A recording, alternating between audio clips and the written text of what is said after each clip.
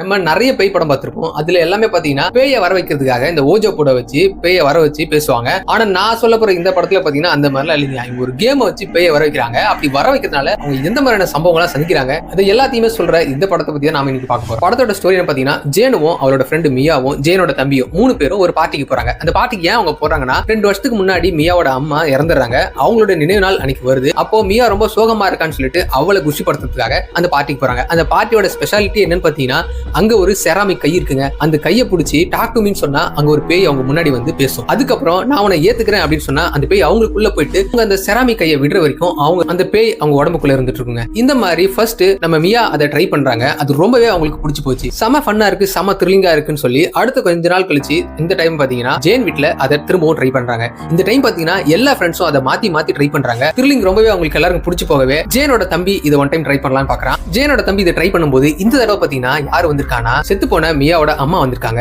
அதுக்கப்புறம் பாத்தீங்கன்னா ஒரு தரமான சம்பவம் நடக்குதுங்க. அந்த சம்பவத்துக்கு அப்புறம் ஜேனோட தம்பி ஹாஸ்பிட்டல்ல அட்மிட் ஆகிறான். இந்த மியாவும் அந்த செராமிக் கையை யாருக்கும் தெரியாம வீட்டுக்கு எடுத்துட்டு போயிரு. அதுக்கப்புறம் நிறைய அமானுஷமான விஷயங்கள் மியாவோட வாழ்க்கையில ஏற்படுது. அந்த அமானுஷமான விஷயங்கள்ல இருந்து அவங்க வெளில வந்தாங்களா இல்லையா, ஜேனோட தம்பியோட நிலைமை என்னாச்சு, இது எல்லாத்தையுமே ஒரு பக்காவான ஹாரர் கிளைமேக்ஸ் சொல்லிக்கிற இந்த படம் தான் பாத்தீங்கன்னா டாக் டு மீ. இந்த படம் பாத்தீங்கன்னா 2022ல அமேசான் பிரைம்ல ரிலீஸ் ஆயிருக்குங்க. வித்தியாசமான ஒரு ஹாரர் படம் பார்க்கணும் அப்படின்னா இந்த படத்தை ட்ரை பண்ணி